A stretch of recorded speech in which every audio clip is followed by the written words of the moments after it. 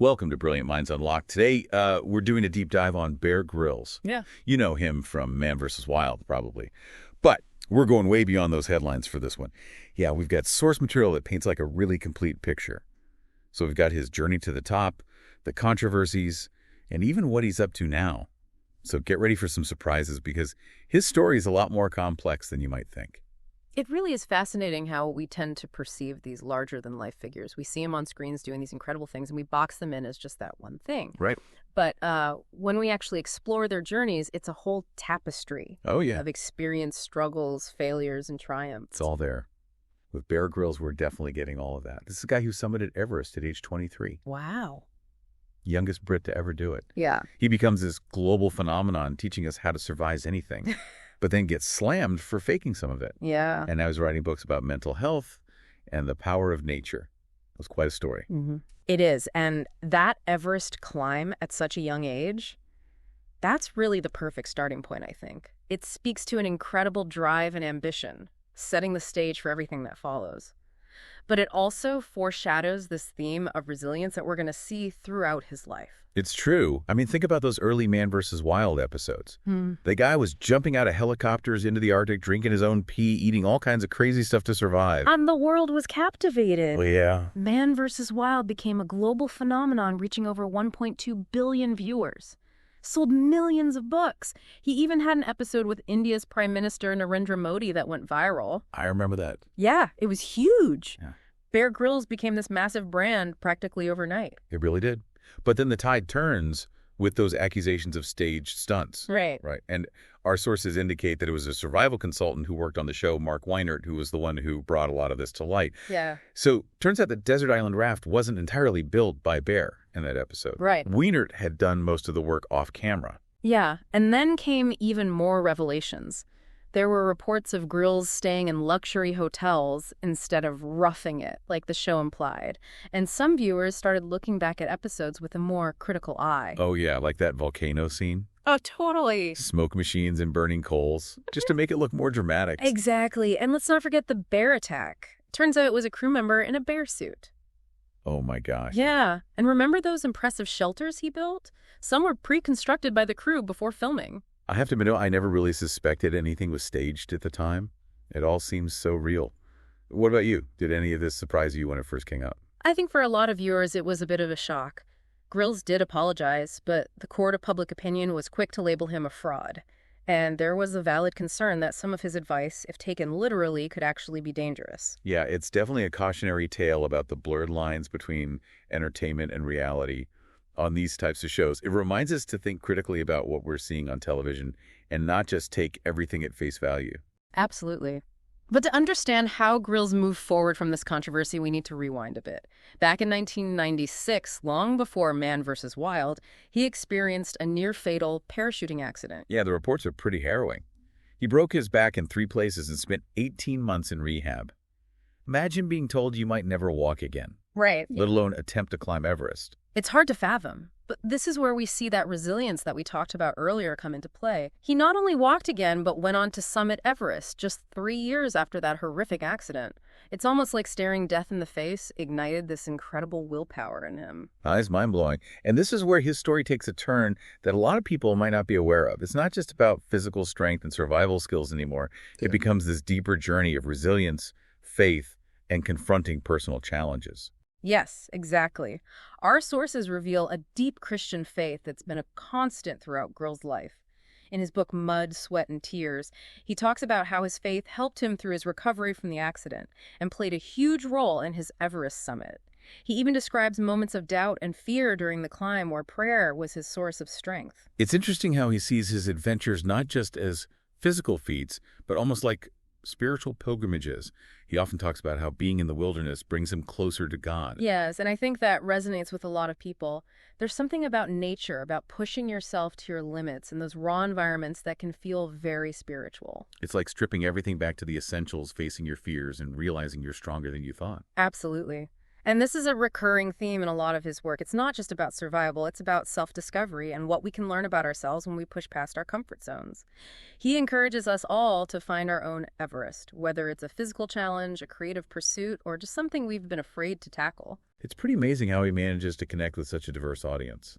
You have the adventure junkies, who are all about the survival tips and hardcore expeditions, but then you also have people who are drawn to his message of resilience and personal growth. I think that speaks to his authenticity even with the controversies. He's not afraid to be vulnerable to talk about his own struggles. That's what I found so striking about his book, Mind Fuel. Mm. He's so open about his mental health challenges, about grappling with anxiety and feeling overwhelmed at times. It makes him so much more relatable. Right. It challenges that image of him as this fearless, invincible superhero and shows that even someone who seems to have it all together can struggle with inner demons.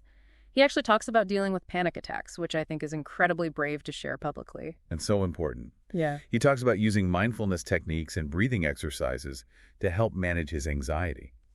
It's like he's giving people permission to acknowledge their own mental health struggles and seek help.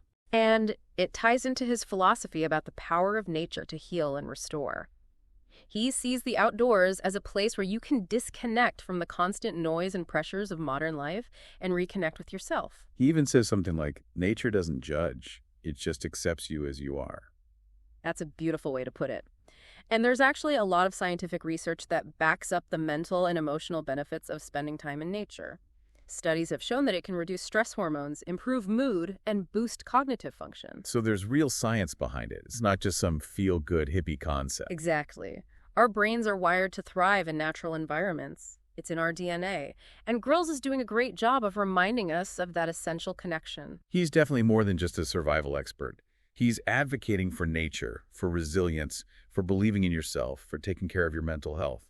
It's pretty inspiring when you think about it that way. He's taken a path filled with incredible highs and very public lows and emerged as this multifaceted figure who's using his platform to promote positive change. But let's be real, he's also a savvy businessman. I mean, the Bear Grylls brand is everywhere. Oh, absolutely. He's built a global empire that goes way beyond his television shows. We're talking clothing lines, survival gear, a production company, even a chain of adventure parks. It's like he's created a whole Bear Grylls universe. It's really smart. He's taken this persona and turned it into a lifestyle. You can literally wear Bear Grylls, use Bear Grylls, experience Bear Grylls. He's definitely tapped into something that resonates with a lot of people. Yeah. But it's not just about making money, right? He's also very involved with the Scouts and promoting those values of leadership and service, especially for young people. That's an important part of his story that often gets overshadowed. He's been the UK's Chief Scout since 2009. For those unfamiliar, the Chief Scout is the figurehead of the Scout movement, inspiring millions of young people to develop life skills, become active citizens, and make a positive impact in their communities. So he's not just about surviving in the wilderness. He's about empowering young people to thrive in the world. And that's pretty cool. It really is. And when you look at the breadth of his career, it's hard to deny his influence on popular culture. He's become synonymous with adventure and pushing boundaries. He's like a walking, talking meme at this point. Totally. Better safe than sorry. Improvise, adapt, overcome. Exactly. He's given us these catchphrases that have become part of our everyday language. You hear people saying, "What would Bear Grylls do?" all the time. It's true. He's made survival cool and even a little bit humorous. And let's not forget those Bear Grylls survival kits they used to sell. Oh, yeah. The ones with his face on them? Yes. Those were brilliant. Right. They had everything you'd need to start a fire, navigate, and even a guide with his survival tips. Talk about a marketing win. He really created a whole Bear Grylls universe. Yeah. But let's get back to his impact for a moment. I think one of the things that's most impressive is how he's used his platform to promote positive values, especially among young people. Absolutely. His work with the Scouts, his books, his TV shows, there's always this underlying message of resilience, teamwork, respecting nature, and believing in yourself. It's like he's saying, hey, life is an adventure, and you've got what it takes to navigate it. And that's a powerful message, especially for young people who are trying to figure out their place in the world. He's giving them a role model who embraces challenges, who isn't afraid to fail, and who always gets back up. Well, our deep dive into the world of Bear Grylls has been quite a journey. We've seen him summit mountains, eat bugs, face controversies, and ultimately use his experiences to inspire millions around the world. It's been fascinating to unpack all the layers of his story, from his early days as a young adventurer to his current role as a global icon promoting resilience and the power of nature. So as we wrap up, what's the one thing you want our listener to take away from all this? I think it's that we all have our own Everest to climb, our own challenges to overcome. And Bear Grylls' story reminds us that even when we stumble or face setbacks, we have the strength within ourselves to get back up, adapt, and keep moving forward. He's a testament to the fact that life is full of surprises, and it's often in those unexpected twists and turns that we discover our true potential. And remember, as Bear Grylls himself would say, better safe than sorry. Improvise, adapt, overcome.